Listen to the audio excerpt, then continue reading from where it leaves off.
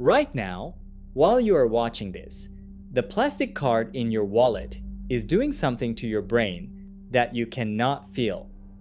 Every time you tap it, swipe it, or wave your phone at a reader, a small part of your judgment goes quiet.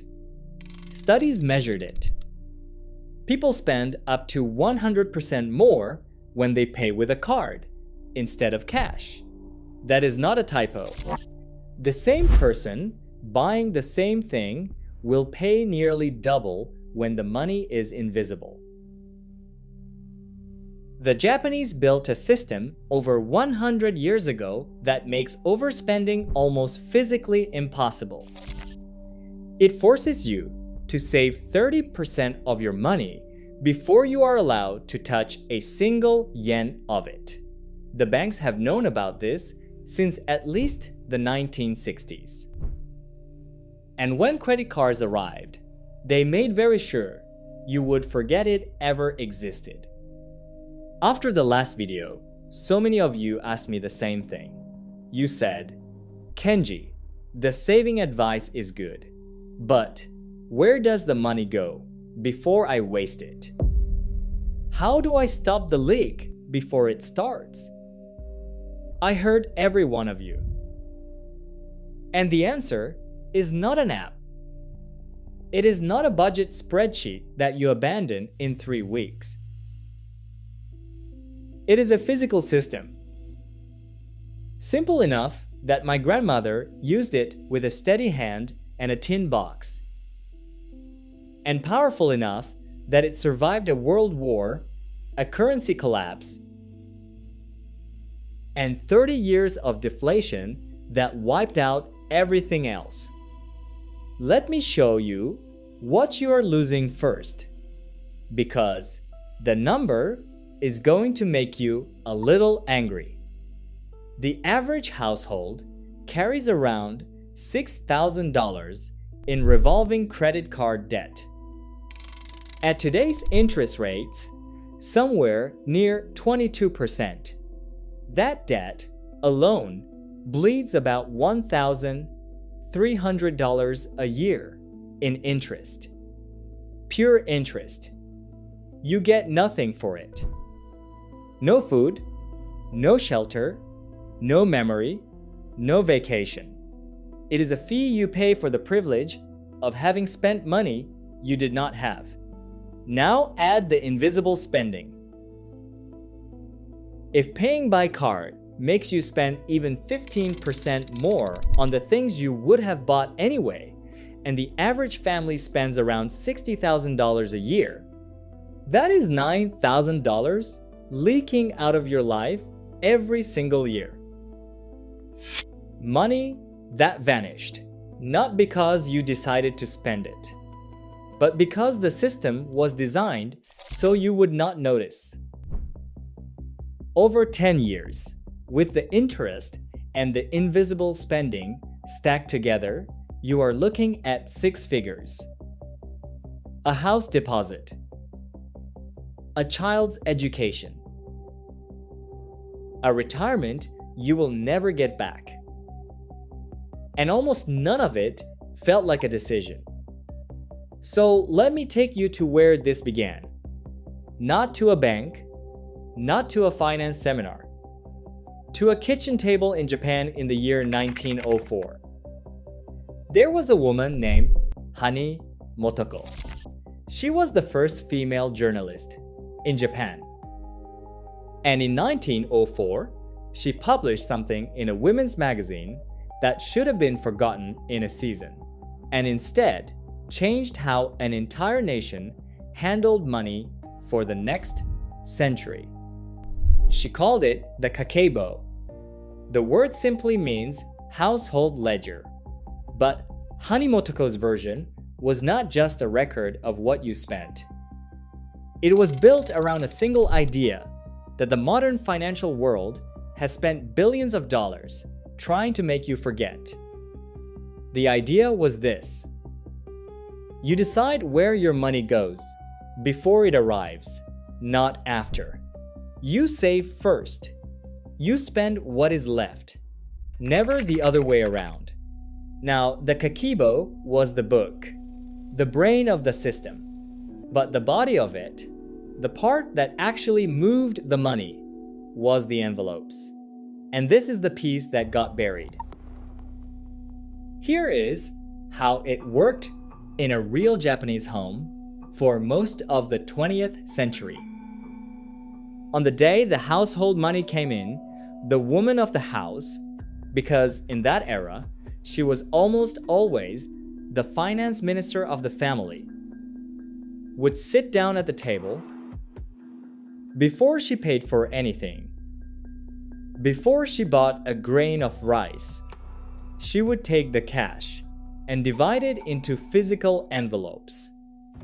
One envelope for food, one for the home, one for the children, one for special occasions, and one envelope, sealed, set apart, never to be opened during the month, for savings. That savings envelope came first, not last. First, 30%, set aside and treated as if it did not exist, before the spending envelopes got a single coin. When an envelope was empty, that was the end. There was no borrowing from next month. There was no invisible line of credit. If the food envelope ran low by the third week, the family ate simpler food. They did not reach for a card. They reached for discipline, and the envelope made the discipline automatic. Because the limit was something you could see and hold and feel getting thinner. My grandmother did exactly this. I remember her tin box on the high shelf in the kitchen, the one with the faded painting of a crane on the lid.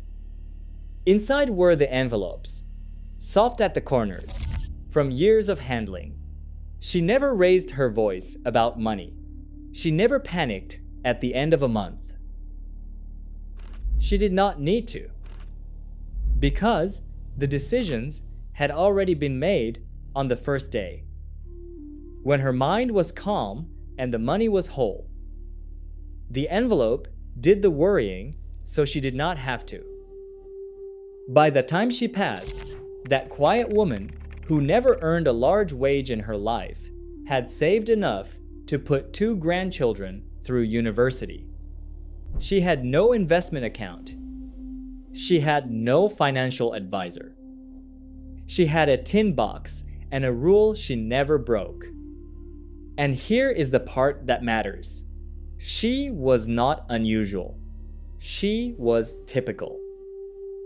After the Second World War, when Japan was flattened and the economy was in ruins, the Japanese household savings rate climbed to levels the world had never seen. By the 1970s, Japanese families were saving over 20% of their income, and in some years, it pushed higher. The Bank of Japan documented it, study after study, with a kind of quiet astonishment. A nation that had lost almost everything was rebuilding itself, one sealed envelope at a time. The economists at the time wrote about Japan's miraculous savings culture, as if it were some mysterious national trait, something in the water. It was not mysterious at all. It was a system. It was envelopes on a kitchen table, repeated in tens of millions of homes, every single month.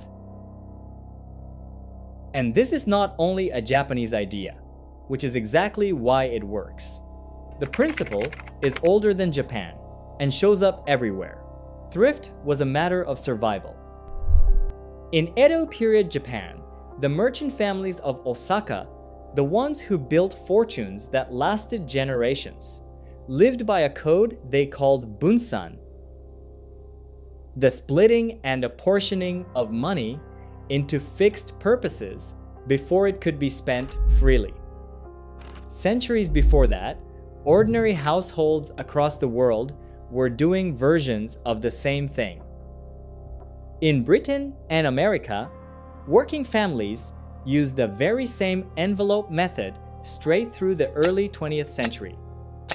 The rent envelope, the coal envelope, the Sunday envelope. The Mennonites and many farming communities used it. It was simply called good housekeeping, and everyone's grandmother knew it. The method survived for one reason: it works with human nature instead of against it. Modern behavioral economists have a name for what the envelope is doing. They call it mental accounting and the pain of paying. When you hand over physical cash, your brain registers a real loss. It hurts, just a little, in a way that protects you. Researchers at MIT ran a famous study where they had people bid on tickets, some paying by cash and some by card. The card users were willing to pay up to twice as much for the exact same item. Twice as much, for nothing extra. Simply because the card numbed the pain that cash was designed to deliver. The envelope keeps that pain alive. It keeps you awake. The card puts that part of your brain to sleep. And a sleeping customer is a profitable customer. Which brings me to the part of this story that I want you to sit with. Because a system this simple, this proven, this successful, did not fade away by accident. It was pushed. In the 1950s, the credit card as we know it was born. By the 1960s and 70s, the card industry had a problem. People like my grandmother, people across the entire world, were perfectly happy handling their own cash in their own envelopes, owing nothing to anyone. A family that saves 30% first and spends only what is in the envelope is a disaster for a credit card company. They borrow nothing. They pay no interest. They are, from the industry's point of view, completely useless. So, the industry did not attack the envelope directly. You cannot make a law against a tin box on a shelf.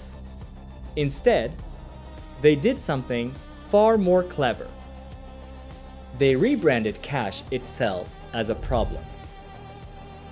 Through the 1970s and into the 80s, a wave of marketing reframed carrying cash as dangerous, as old-fashioned, as something only your grandmother would do. The card was sold as freedom, as convenience, as modern, as progress. They did not have to ban the envelope system. They simply made an entire generation embarrassed to use it. And then came the masterstroke, the thing that quietly broke the system in half.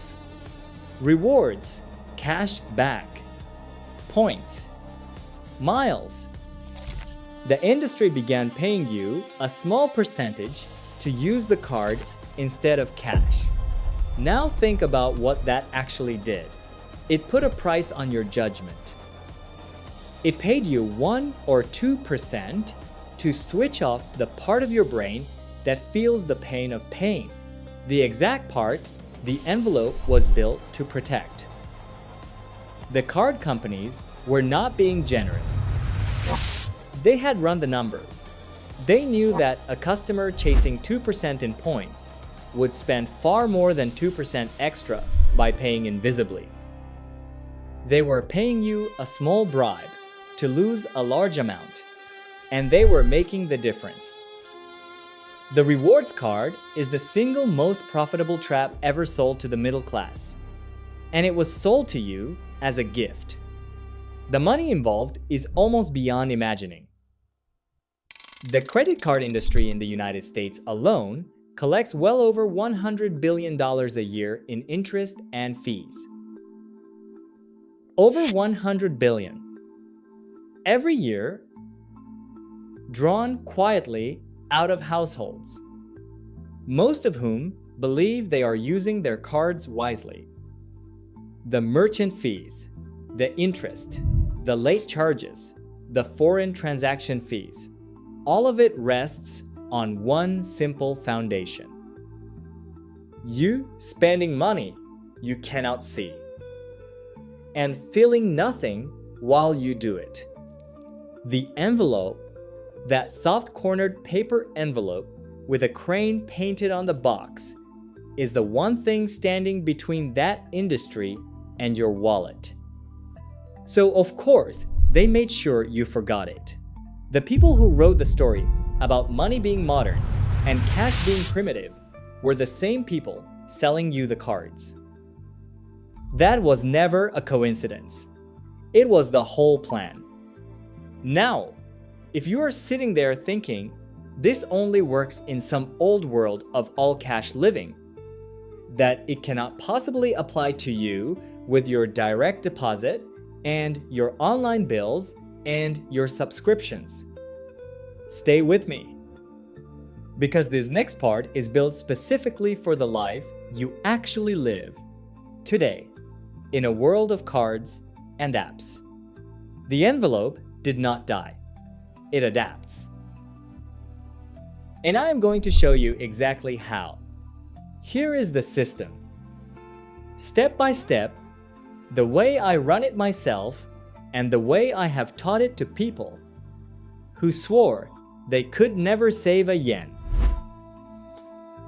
First, you need to know your real number. Sit down, calmly, the way my grandmother did, on the day your money arrives. Take your monthly take-home income, the actual amount that lands in your account. Write it at the top of a page, not in an app. On paper, with your hand, because the act of writing it slows your brain down and makes it real. Second, the savings envelope comes first. Always first. Take 30% off the top before you plan a single other thing. If 30% feels impossible today, start at 10%. But start. The rule that matters is not the size, it is the order. Savings first. Spending second. Forever. This money goes into a completely separate account. Ideally, at a different bank from the one you spent from, with no card attached to it. No card. That is the whole point.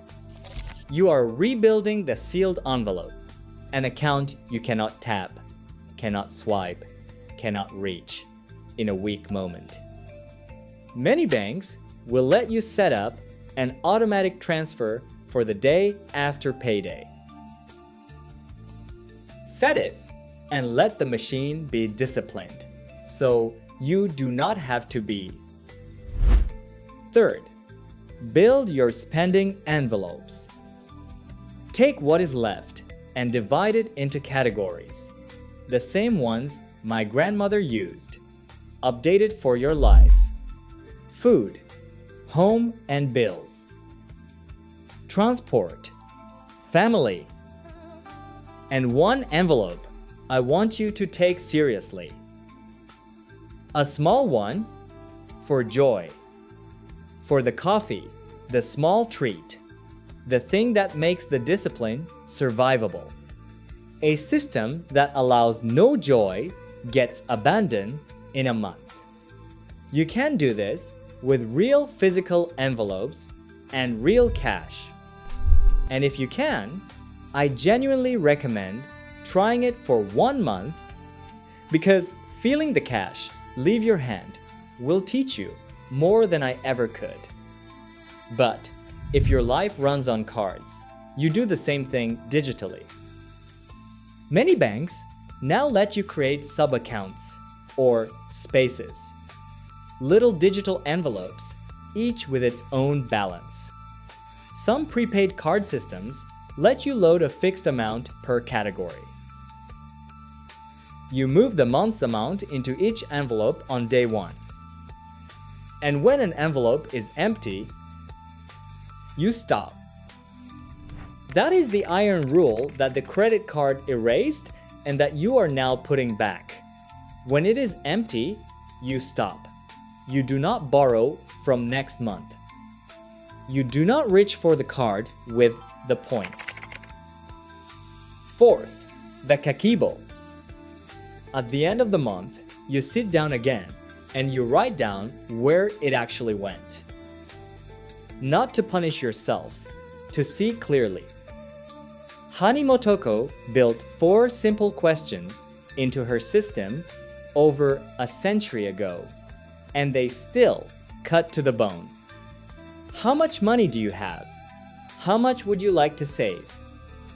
How much are you actually spending? And how can you improve? 4 questions. 10 minutes, once a month. That 10 minutes is worth more than any financial advisor charging you 1% of your savings to do it for you. The cost of all this? Nothing. A few envelopes. A cheap notebook. Maybe a second free savings account. You can start this weekend with what is already in your kitchen drawer. And the system will outlast every app you will ever download. Everything I have covered across this channel, the saving habits, the kakebo questions, the deflation era frugality my parents lived through, and this envelope system, I have now put together in one place, in the order I actually use it, season by season, decision by decision. It is called the Japanese money system. The link is in the description. But stay right here, because I want to tell you about a man I met who took this and did something with it that still surprises me. His name, I will simply tell you, was a retired factory worker in his 60s from a town near Nagoya. He had never earned a high wage in his life. When his wife passed, he found her tin box, the same kind my grandmother had, with the envelopes still inside and a ledger going back nearly 40 years.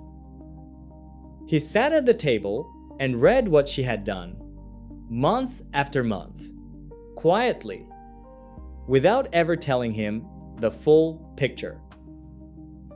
The savings envelope? First, every single month for 4 decades. He discovered that this woman, on a modest single income, had built a sum that left him with no worries for the rest of his days. He told me, with tears in his eyes, that she never once made him feel poor. The envelope did the work so silently that he had lived a comfortable life and never understood why there was always enough. That is what this system does when you trust it. It does not shout. It does not impress anyone. It just quietly, relentlessly builds you a life. So let me bring this back to where we started. The card in your wallet is not your friend. It was designed to put a part of your judgment to sleep. And it pays you a tiny bribe to keep it sleeping. The envelope system, the kakebo, the sealed savings, set aside first. That knowledge built one of the great savings cultures in human history. And it was quietly pushed onto a high shelf and forgotten. Not because it failed, but because it worked too well for the wrong people. A household that saves first and spends what is left owes nobody anything. And a household that owes nobody anything is a household the whole industry cannot profit from. That is the entire reason you were taught to find it old-fashioned. If you are the kind of person who believes that real knowledge has been quietly pushed aside to protect someone else's profit, then you already know what to do next. I want to hear from you. Drop your country in the comments and tell me one thing. What percentage of your income did you save last month? Be honest, just with yourself, in that comment box. And tell me if you are going to try the envelope this weekend, because I read every single comment, and the ones who report back are the ones who change. Subscribe.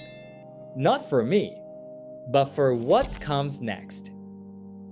Because in the next video, I am going to show you the Japanese deflation survival method that ordinary families use to protect their money through 30 years when every bank account in the country earned them nothing, a method buried in a government report from 1999 that almost nobody outside Japan has ever read. You are not